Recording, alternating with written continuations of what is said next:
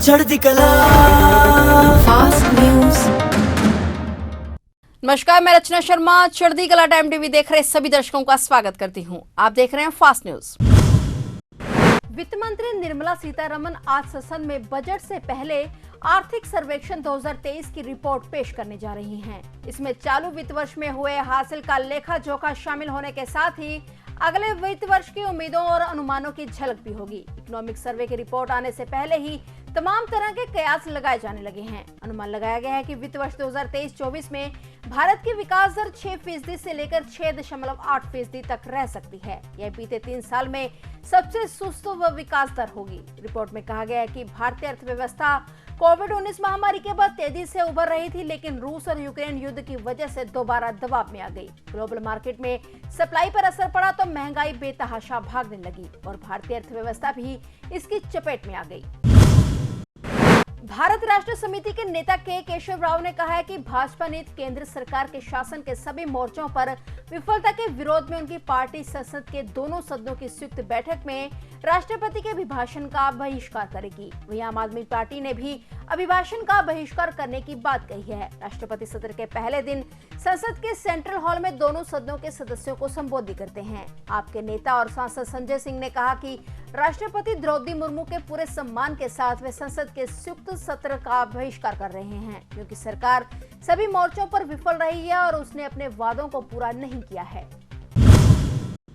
पंजाब के जिलों में चर्च के प्रोफेट के घरों पर प्रवर्तन निदेशालय की अचानक रेड से हड़कंप मच गया है। दरअसल जालंधर के तेजपुर स्थित प्रोफेट बजिंदर सिंह और प्रोफेट हरप्रीत सिंह खोजेवाला कपूरथला के घर ईडी द्वारा छापेमारी की जा रही है। वहीं मोहाली में बजिंदर के घर और अमृतसर में भी किसी चर्च के प्रोफेट के घर पर ईडी की रेड हुई है। बताया जा रहा है कि किसी को अंदर और बाहर जाने नहीं दिया जा रहा, यहाँ तक कि भारी मात्रा में पैरामिलिट्री फोर्स भी पहुंची हुई है। प्रधानमंत्री नरेंद्र मोदी 4 फरवरी को दिल्ली मुंबई एक्सप्रेसवे के सोना दोसा खंड का उद्घाटन करेंगे। केंद्रीय मंत्री नितिन गडकरी ने कहा कि इस एक्सप्रेसवे के चालू होने के बाद जयपुर और दिल्ली के बीच यात्रा का समय लगभग 2 घंटे कम हो जाएगा। सड़क परिवहन और राजमार्ग मंत्री गडकरी ने एक ट्वीट में कहा कि प्रधानमंत्री नरेंद्र मोदी 4 फरवरी को दिल्ली मुंबई एक्सप्रेसवे के सोना दोसा खंड का 4 फरवरी को उद्घाटन करेंगे। इसे भारतमाला परियोजना के पहले चरण के हिस्से के रूप में बनाया जा रहा है और यह 8 लेन का एक्सप्रेसवे है, जिसे 12 लेन तक बढ़ाया जा सकता है। यह एक्सप्रेसवे दिल्ली, हरियाणा, राजस्थान, मध्य प्रदेश और गुजरात से गुजरेगा। केरल की एक अदालत ने अपनी नाबालिग बेटी के साथ बार बार बलात्कार करने और उसे गर्भवती करने के मामले में एक शख्स को 3 आजीवन कारावास की सजा सुनाई है। बाप और बेटी के रिश्ते को कलंकित करने वाले इस शख्स को अब अपनी बाकी जिंदगी जेल की सलाखों के पीछे ही काटनी होगी। इस मामले के अभियोजक ए सोम सुंदर ने कहा कि Manjeri fast track special court के न्यायाधीश राजेश ने भारतीय दंड संहिता और यौन अपराधों से बच्चों के संरक्षण एक्ट के तहत बलात्कार, गंभीर यौन उत्पीड़न और यौन हमले के साथ साथ पीड़िता को डराने धमकाने के लिए आरोपी को दोषी ठहराया। अदालत ने अपनी बेटी का रेप करने वाले शख्स पर 6.5 लाख रुपए का जुर्माना भी लगाया है। ऑस्ट्रेलिया में एक छोटा सा रेडियो एक्टिव कैप्सूल गायब होने से हड़कंप मचा हुआ है। लगातार सरकार कैप्सूल को ढूंढने में प्रयासरत है। कई सुरक्षा एजेंसियां पहले ही इसे ढूंढने में लगी हुई हैं और इसी कड़ी में अब ऑस्ट्रेलिया की परमाणु सुरक्षा एजेंसी भी इसे ढूंढने में जुट गई है। ऑस्ट्रेलिया की परमाणु सुरक्षा एजेंसी ने आज मंगलवार को कहा कि वह देश के पश्चिमी हिस्से में लापता एक रेडियो एक्टिव कैप्सूल की तलाश में शामिल हो गई है। एजेंसी सरकार के साथ मिलकर कैप्सूल को ढूंढने में लगी हुई है। गौरतलब है कि यह कैप्सूल इतना खतरनाक है कि इसे छूने मात्र से लोगों को कैंसर जैसी भयानक बीमारियां हो सकती हैं। दरअसल इस कैप्सूल के अंदर रेडियो एक्टिव सीजियम 137 भरा हुआ है। आमतौर पर इसका इस्तेमाल खनन के काम में होता है। पश्चिमी ऑस्ट्रेलिया के सुरक्षा बल और रिसर्च की टीम भी इसे पहले से ही ढूंढ रही है। मुख्यमंत्री मनोहर लाल की अध्यक्षता में हुई प्री बजट की बैठक के बाद मुख्यमंत्री ने बताया कि केंद्र के बजट के बाद हरियाणा प्रदेश का बजट भी पेश होगा। उन्होंने बताया कि बजट पर मंथन के लिए अलग अलग विभागों और संगठनों के साथ मीटिंग के बाद बजट पर चर्चा की जाएगी। दरअसल मुख्यमंत्री मनोहर लाल ने गुरुग्राम के लोक निर्माण विभाग के विश्राम गृह में उद्योग और मैन्युफैक्चरिंग इकाई के प्रतिनिधियों के साथ बैठक कर प्रदेश के बजट पर चर्चा की। सीएम ने कहा कि बजट में सरकार का फोकस खासतौर पर निर्यात बढ़ाने वाले उद्योगों पर रहेगा। उन्होंने कहा कि रोजगार और इंफ्रास्ट्रक्चर बढ़ाने में उद्योगों का सहयोग सरकार को मिलता है। सीएम ने बताया कि सरकार को औद्योगिक इकाइयों से काफी सुझाव प्राप्त हुए हैं, जिनमें वैट और सी फॉर्म से जुड़े हुए विषय भी शामिल हैं। हिमाचल प्रदेश के सीएम सुखविंदर सिंह सुक्खू के विधानसभा क्षेत्र में डायरिया पैर पसार रहा है। नादौन विधानसभा क्षेत्र के 47 गांव डायरिया की चपेट में आ गए हैं। 3 दिनों में यहां पर डायरिया मरीजों की संख्या 868 तक पहुंच चुकी है। हालांकि स्वास्थ्य विभाग की टीमें लगातार मरीजों की जांच कर रही हैं और इलाके में कैंप लगे हुए हैं। टीमें प्रभावित क्षेत्रों का निरीक्षण कर रही हैं।